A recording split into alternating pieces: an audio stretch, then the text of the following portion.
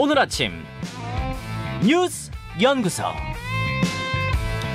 오늘 아침 뉴스의 맥을 짚어드리는 시간 뉴스연구소 두 분의 연구위원 함께합니다. CBS 김광일 기자, 뉴스톱 김준일 수석 에디터, 어서 오십시오. 안녕하세요. 예, 박희영 용산구청장이 어제 이제 보석으로 풀려났어요. 풀려났고 오늘 정상 출근. 아마 이제 용산구청 쪽에 오늘 상황이 좀 엄중하지 않을까 이런 생각도 드는데요. 제가 아까 발음하면서 159명, 돌아가신 분들이 159명이라고 말한 거 조금 헷갈려서 말한 부분이 있는 것 같습니다. 159명.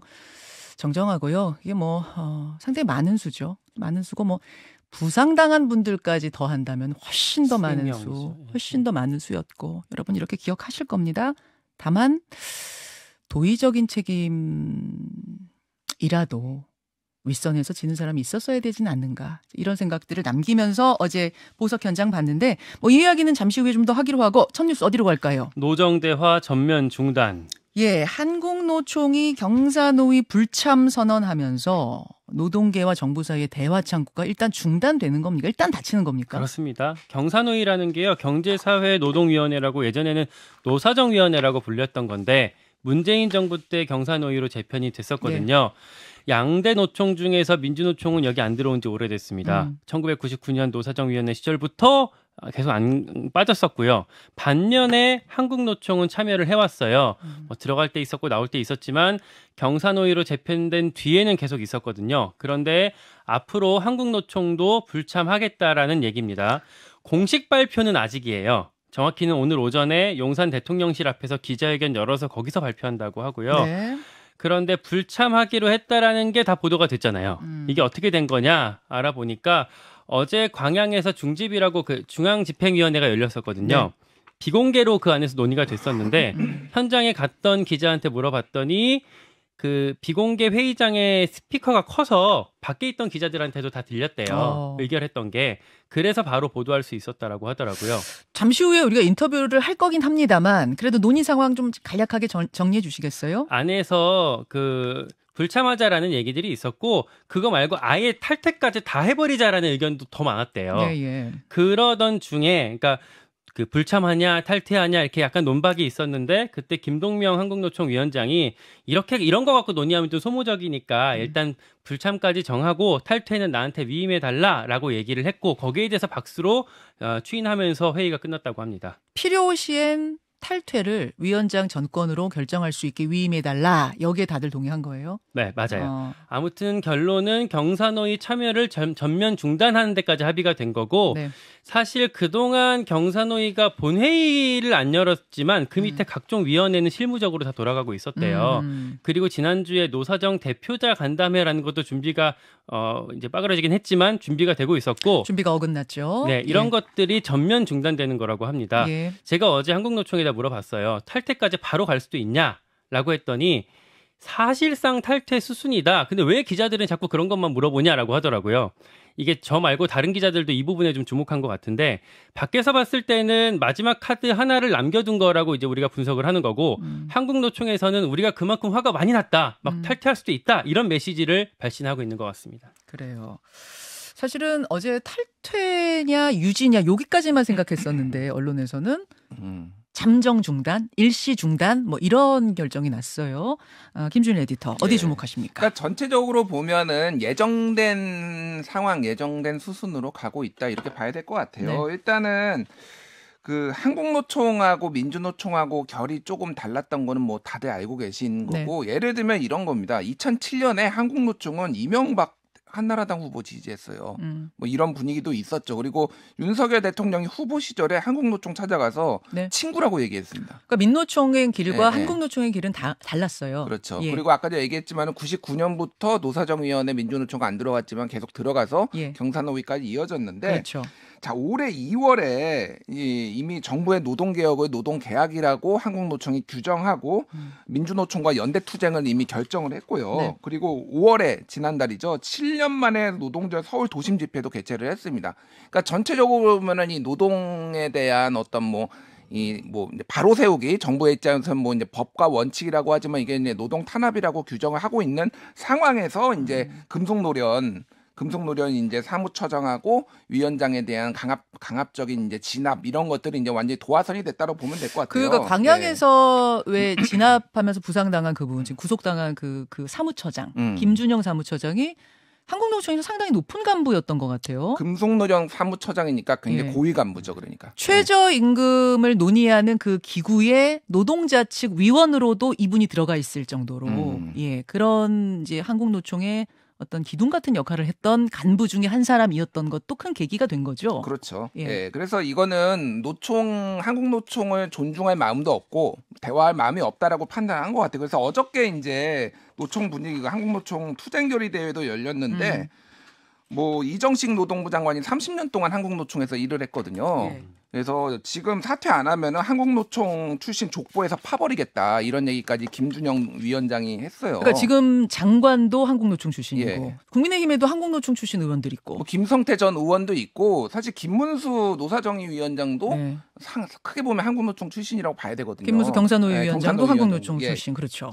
그러니까 어쨌든 지금 정부의 이제 뭐 여당은 사실은 약간 그런 스탠스가 있었습니다. 한국노총과 같이 가야 된다. 이거 전략적으로 예를 들면은 윤재옥 원내대표는 최근에 당 노동개혁 특위 확대회의에서 대선 지지 여부를 떠나서 한국노총과의 관계를 복원할 필요가 있다. 이런 얘기를 한 것으로 이제 언론에 알려졌어요. 그래서 김문수 교체도 해야 된다 이런 얘기가 있었는데 청와대 그러니까 대통령실에서는 그거 선그어버리고 그리고 뭐 이런 분위기가 있는 거죠. 그래서 당하고 정하고도 약간의 지금 삐걱됨이 있다라고 보는 것 같고 결국은 노동시간 개편 직무제 전환 동일임금 동일노동 이거는 이게 정부가 마음대로 할 수 있는 게 아니거든요. 이게 법으로 뭐 지금 야당이 다수니까 그거 법으로도 안 되고 그렇다면 사회적 합의를 해야 되는데 이거 대화 테이블 자체가 성사가 안 되고 이거는 정부의 책임이 어느 정도니까 수사 만능주의로 모든 거를 해결을 하려고 하다가 지금 모든 게 개혁 자체가 다 어그러져 버리는 이런 상황을 좀 자초했다고 볼 수가 있을 것 같습니다.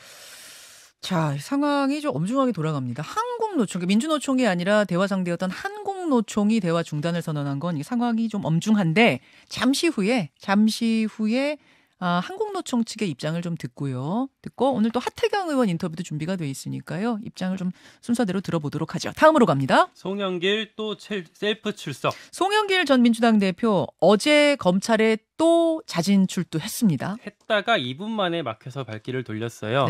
1층 민원실에서 반부패 2부 쪽을 민원실 통해서 반부패 수사 2부에 전화를 걸었어요. 면담이라도 좀 하자고. 하지만 담당 검사가 자리에 없다라고 하면서 만남이 무산이 됐고요. 2분 만에 돌아 나오게 됐습니다. 나와서 입장문을 꺼내서 이번에도 줄줄 읽었어요. 첫머리부터 김건희 여사를 소환했습니다. 김건희 피의자는 소환 조사도 안 하고 민주당 의원은 구속영장을 청구하느냐라고 하면서 도이치모터스 주가 조작 사건이랑 이번 돈봉투 그 사건을 비교하면서 수사의 형평성 문제 제기했고요. 이런 얘기를 했어요. 방어권 차원에서 나온 거다. 이렇게 기자들이 왜 자꾸 나오시냐라고 물었더니 방어권 차원이라고 대답을 했거든요. 자, 송영길 대표의 어제 그 현장에서의 발언을 좀 듣고 올까요? 직접 듣죠.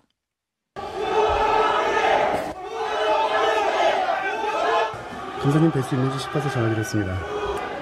따로 출석이 협의된 바가 없어서 억지로 진술을 강요하고 민주당을 이간질시키고 국회의원들을 구속영장 청구할 것이 아니라 저 송영길을 소환하여 구속영장을 청구해 보시기 바랍니다. 본인을 위해서 돈봉투 돌린 혐의로 지금 국회의원들 체포동의안까지 올라가 있잖아요. 절차에 따라서 다른 국민하고 똑같이 대응하시면 될 문제 같습니다. 자, 세 사람의 목소리였습니다. 처음에는 송영길 전 대표의 변호인 목소리, 송영길 전 대표, 한동훈 장관까지. 자, 이어가 보시죠. 그러니까 기자들이 송영길 대표가 입장문 읽고 나오면서 기자들이 물었어요. 왜 자꾸 나오시냐 했더니 방어권 차원에서 나왔다라고 얘기를 했어요. 그러니까 무슨 얘기냐? 검찰이 피의 사실 공표로 언론 플레이하는데 송영길의 반론권은 어디서 확보할 수 있는 거냐라고 했고 그러면서 예전에 뭐 깡통폰 제출했다 압수수색할 때 뭐 이런 의혹이 있었잖아요. 그것도 물었더니 대답을 프랑스에 있을 때 한국에서 쓰던 그 폰을 쓰게 되면 돈도 많이 나오고 인터넷도 느리기 때문에 학교에서 줬던 그런 프랑스 폰을 썼던 거고 그걸 제출한 거다라고 답을 했습니다. 뭐 이게 이제 본인이 말하는 방어권, 반론권 차원에서 대답을 한 것 같고요. 이런 얘기들을 하니까 아까 들으셨지만 한동훈 장관이 그 도어 스태핑 아침에 법무부 출근할 때 기자들 앞에서 이거저거 갖다 끌어붙일 게 아니라 절차에 따라서 다른 분들 일반 국민들이랑 똑같이 수사 받으시면 되는 문제다. 라고 대답을 했던 거였습니다. 자, 어제 서울지검 앞에서의 상황들. 김준일 에디터는 어떤 부분 주목하셨어요? 송영길 전 대표는 왜 부르지 않는데 또 갔을까요?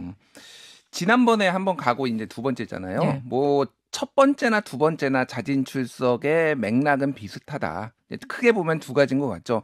구속을 피하겠다.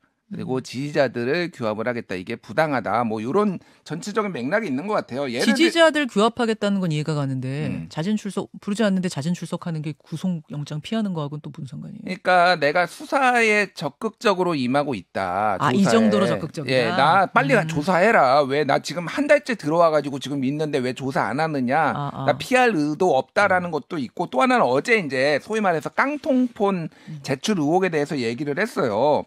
프랑스에서는 한국 휴대전화 쓰면은 요금 많이 나오고 그러니까 스트리밍도 안 되니까 프랑스 갈 때 한국 전화 폐기하고 학교에서 제공한 프랑스 휴대전화 쓴 거다. 그러니까 이거 증거인멸 아니다. 이거를 강조를 한 거는 즉 검찰은 지금 깡통폰 냈으니까 증거인멸이다. 이걸 그렇죠. 구속해야 된다. 이런 뭐 그걸 직접적으로 말을 안 했지만 그런 기류들이 있었거든요. 그리고 이제 이 시점이 윤관석, 이성만 체포동의안 국회 표결에 이제 얼마 앞두고 지금 한 거예요. 지금 분위기로 봤을 때는 일단은 체포동의안이 가겨야 돼. 일단 판사한테 앞에 갈 가능성이 높거든요. 전체적 구속될 가능성은 배제할 수가 없는 거죠. 그러면 그 다음은 누구냐? 이제 그러면 이제 송영길이 될 수도 있다라는 거죠. 그러니까 여러 가지 정황들을 보고 조금 이제 판단을 한 거고. 그리고 이제 전체적으로 보면은 또 이제 국회 출입기록 압수수색 같은 경우에는 이거는 코미디 같은 일이다. 증거 능력이 없다. 그거는 뭐 어느 정도는 맞는 얘기거든요. 그것만 가지고는 물론 검찰이 수사를 안 하겠지만은 그거는 일종의 정황 증거고 더 직접적인 증언이나 이제 물증을 확보해야 되는데 그런 부분들은 이제 강조를 했고 또 하나는 김건희 여사 도이치모터스 주가 조작 사건을 얘기를 했어요. 자본주의 질서를 근본적으로 위협하는 건 이런 범죄인데 이거는 제대로 수사 안 한다라고 얘기를 했고 특수활동비로 돈 봉투를 나눠 받았던 사람 중에 한 명이 이원석 검찰총장이다. 과거에 이제 뭐 그거 문제가 됐었던 적이 있었거든요. 문재인 정부 때. 그래서 뭐 이런 것도 이제 검찰이 좀 내로남불하고 있다. 이런 좀 항변들을 많이 했습니다. 윤관석, 이성만 의원 같은 경우는 다음 주에 본회의에서 체포동의안 표결하게 될 텐데 그렇죠. 송영길 전 대표는 의원이 아니잖아요. 네. 그래서 체포동의안 자체가 없어요. 바로 이제 영장 청구하면은 실질심사로 넘어가기 때문에 이번에 나와서 도주 우려는 나는 없다. 계속 나오고 있지 않느냐 이런 것들을 강조한 것 같습니다. 더 강조하는 의미의 자진 출석이 아니었는가 이런 해석인데요. 오늘 이 얘기 뭐 월간 하태경에서 하태경 의원은 또 어떻게 보는가 들어보기로 하고 다음으로 갑니다. 음주 파문 김광현 벌금 500만 원. WBC 월드 베이스볼 클래식 대회 당시에 대회 기간 중에 유흥주점에 출입한 것으로 드러난 선수들 결국 KBO가 징계 내렸네요. 네, 조사를 했고 그 결과를 어제 발표를 했는데요. 간판 투수인 김광현 그리고 뭐 이용찬, 정철원 선수가 도쿄에서 유흥주점에 출입한 사실이 확인이 됐습니다. 확인이 됐고 본인들도 인정했고 네, 다시 한번요. 김광현, 이용찬, 정철원 선수. 물론 처음 가세현에서 폭로했던 일본전, 호주전 전날에 갔던 건 아니었어요. 네. 일본전이 3월 10일이었는데 김광현은 도쿄에 막 도착했던 3월 7일이랑 11일 새벽, 그러니까 일본전 끝난 직후 이렇게 두 차례 갔고요. 정철원은 11일 새벽에 김광현이랑 같이 갔고 이용찬은 11일에 두 사람이랑 별도로 그 같은 주점에 출입했다고 합니다. KBO가 선수들 신용카드 내역 제출받고 네. 그리고 업소 측이랑 유선으로 연락해서 관계자랑 이제 확인을 했다고 합니다.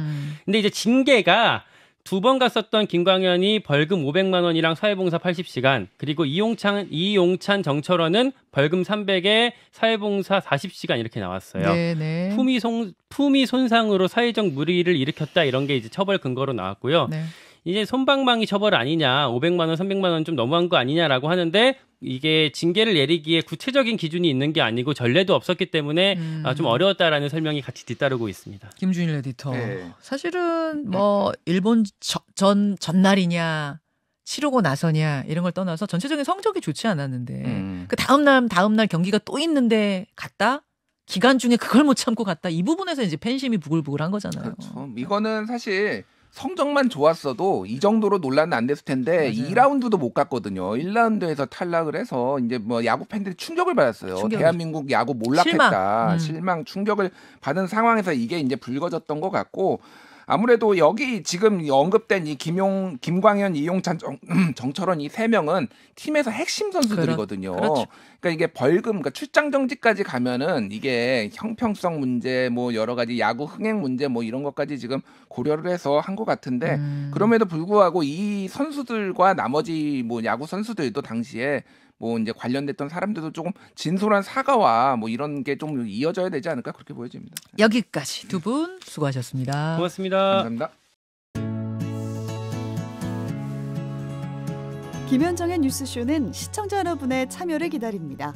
구독과 좋아요, 댓글 잊지 않으셨죠? 알림 설정을 해두시면 평일 아침 7시 20분 실시간 라이브도 참여하실 수 있습니다.